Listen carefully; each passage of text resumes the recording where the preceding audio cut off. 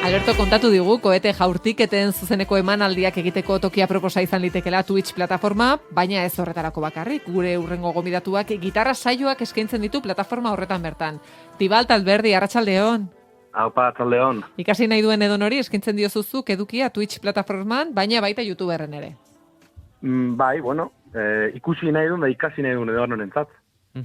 Zer da zehazki, plataforma hauetan egiten duzuna?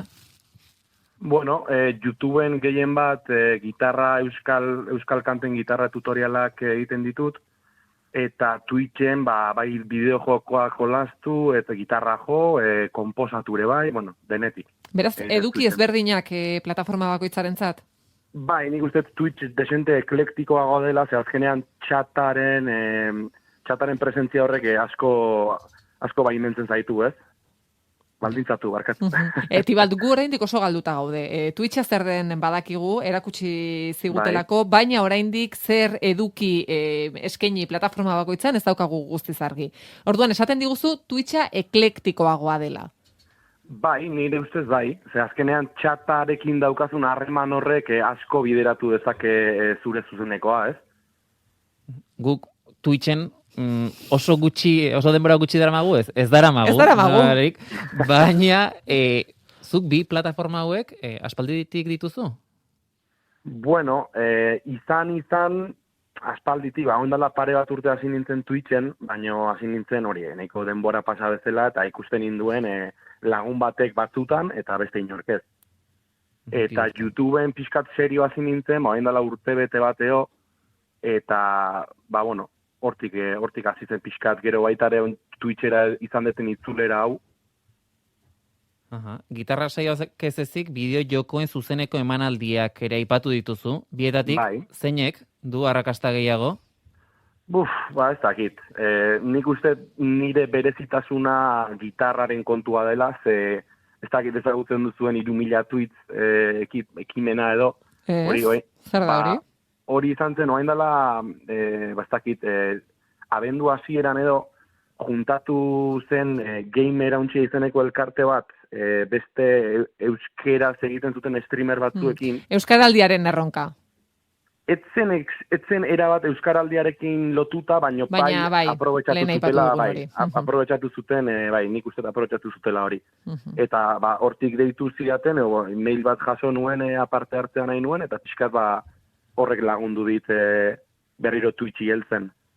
YouTuberen kasuan hasi eta bukatzen diren bideoak izango dira, igoko dituzunak. Twitchen kasuan berri zuzeneko emanaldiak izaten dira. Zein izaten da funtzionamendua? Twitchen bidez horrelako zuzeneko emanaldiak egiten dituzunean, aurretik abisua pasatzen diezu zure jarraitzaileei? Bai, nik egin nahi duana da, bai YouTubeen bideo bat igotzean, edo baita Twitchen zuzeneko bat egin behar dudanean ere, nire Twitterrean jarri. Eta, batzutan baita Twitterren galdetzen dut, bihar zuzeneko ez dakit ze ordutan, ze nahi duzue. Eta orduan momentuan enkuesta bat egiten dut Twitterren, eta, Beraz, ateratzen dena. Sare guztietan presentzia izan behar da. Dagoeneko Twitter, YouTube eta Twitch aipatu dituzu, ez dakit Instagram ere erabiltzen duzun zure zaleen iritzia jakiteko? Bueno, Instagram eduki badaukat, baina egia esan sare sozial bezala ez zait asko gustatzen. Irutu zait nahiko, ez dakit hau ondo da esatea, baina nahiko postureta dela irutu zait sare sozial hori. Eta batzutan erabilizan dut, baina orokorrean Twitter erabiltzen dut. Orokorrean Twitter. Eta Twitter bidez, galdetzen diezu zure jarraitzaileei, zer den Twitchen edo YouTubeen eskintzen nahi dutena? Bai, YouTubeen ia beti tutorialak bakarrik igotzen ditut, asiki gehiago izaten da Twitcherako. Eta ze maiztasunekin eskaintzen dituzu?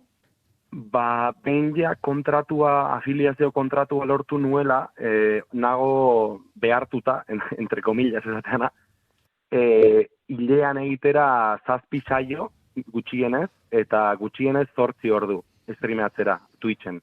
Markatu duzu, baina afiliazio kontua esan diguzu, zer da hori? Bueno, esango genezake Twitchek plataforma bezala eskaintzen dituela nivel ezberdinak bezala, adibidez YouTubeen partnerra edo ez dakit sonatzen zuen. Bai. YouTubeen partnerra dagoen bezala Twitchen dago lehenengo afiliazioa, esango genukena dela nahiko kontratu eskasa streamerrentzako, bueno, hor dauzka klausula batzuk eta bar, baina, bueno, azkenean ematen dizu, Twitch plataformaren barruan, beste nivel bat bezala, ez? Eta ja, dirua kobratzeko aukera ematen du, bueno, aukera, lortzea beste gauza bada, baina... Zerren arabera, lortzen da, dirua? Ikustaldien arabera?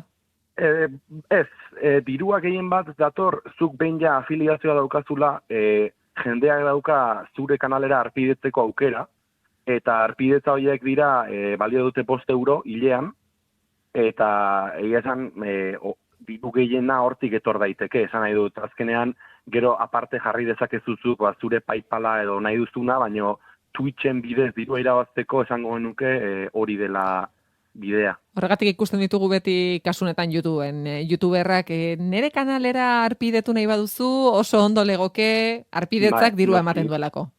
Noski, hombre, YouTuberen kasuan ez dakit nola doan, ze YouTuberen kasuan arpidetza gratis da, bakarrik da botoi batik klikatu eta jazta. Twitchen da botoiari sakatu eta ja hor jartzen dizkizu aukerak, hori zure arpidetza hori egiteko. Adibidez, Amazon Prime baldin badaukazu, hilean arpidetza bat gratis daukazu Twitchen. Eta gaurko deialdirik baduzu? Zuzeneko deialdirik? Bai, gaur 7:00 egongo naiz beste bi streamer euskaldunekin batera, eta gaurko plana da Zutagarren evoluzio guztia aztertzea, aztertu edo komentatu edo nahi duzuena, eta antxe egongo gara 7:00 aurrera. Eta zer egingo duzuen musika entzungo dugu, eta zuek horren inguruko komentarioak botako dituzue? Bueno, gehiago izango da aurretik bakoitzak egin daukagun analizi moduko bat, hori, ez dakit, ze estilo, disko bakoitzak ze estilo dauzkan bere baitan, eta horrelako gauzak, eta gero nik ustez jarriko ditugula bakoitzaren kanta gustokoenak, edo disko bakoitzetik behintzat saiatuko gara kanta bat edo bi jartzen, aipatu dugun hori guztiak zentzu minimo bat izan duela erakusteko, Eta gaurko emanaldi horretan, arratsaldeko 7:00 eskainiko duzuen horretan, ze neurritaraino parte hartu dezake ikusleak, bere zuen jardunean? Twitcheko kontu bat baldin badauka, egon daiteke 5 segunduro txatean zerbait idazten. Nahi dut, galdetu dezakezu nahi dezuena, komentatu dezakezu nahi dezuena, esan dezakezu ideaik ez daukagula eta zure ustez hau dela, edo zer, nahi dezuena. Lehen hitz egin dugunean Albertorekin, Albertok esaten zigun, bere Twitch emanaldi hori 2 ordukoara izan zela, zuen emanaldi bat nolakoa izaten da? Kasu honetan, zenbat kalkulatzen duzue luzatuko zaretela? Nik uste dut ordu terdi 2 ordu inguru, ze 12 dizka uste dut direla, 11 edo 12 dizka dira, eta hor informazio asko dago mateko. Baina normalean, ordu terdi inguruko zuzenekoak egin ditut nik. Ez dakit, badagoela jendea agian jartzen dela ordenagailu horrean da 6 ordu egoten dena. 6 ordu? Bai. Jendea... Zerri buruz izketan? Ez dakit, jolasean askotan. Nire kasuan ez, eta euskal streamerren kasuan ere uste dut ez dagoela hain stream luzeik egiten duen inor. Baina internazionalki, batzuk erotuta daude. Eta horrelakoetan, jakiten da gaur arratsaldeko saioan esaterako zenbat jendek ikusiko zaituzten, edo zenbat jende sartuko den zuek ikustera, edo hori momentura arte itxaron behar da?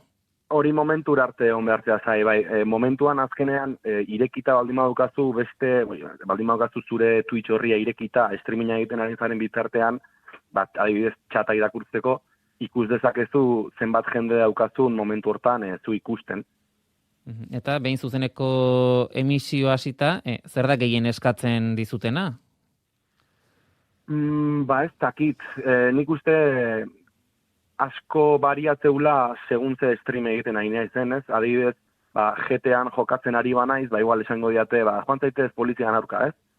Eta adibidez gitarra streaming baten baldin banago, normalean eskatzen didatena da, beraiek nahi duten kanta jotzeko, eta hori batzutan ondo ateratzen da, baina beste batzutan, ikainekin improvisatzen dut, eta barkamena eskatu eta jazta. YouTubeko bideoetan arakatzen konturatu gara edozein izan daitekeela, tutorialerako abesti bezala, baita hau ere.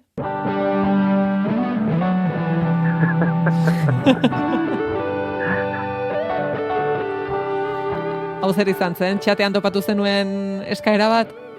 Ez, hori, a ber, YouTubeen bideoak egiten hasi nintzenean izan zen pixkat, hori lagun batzuk bultzatu nindutelako hori egitera, zenik aspalditik neukan hori, etzegoela YouTubeen ezer euskaraz eta gitarra euskaraz ikasteko, eta nahi nuen zerbait egitea, eta hasi nintzenean egin nituen kantak dira pixkat, nire lagun arteko memeak bezala.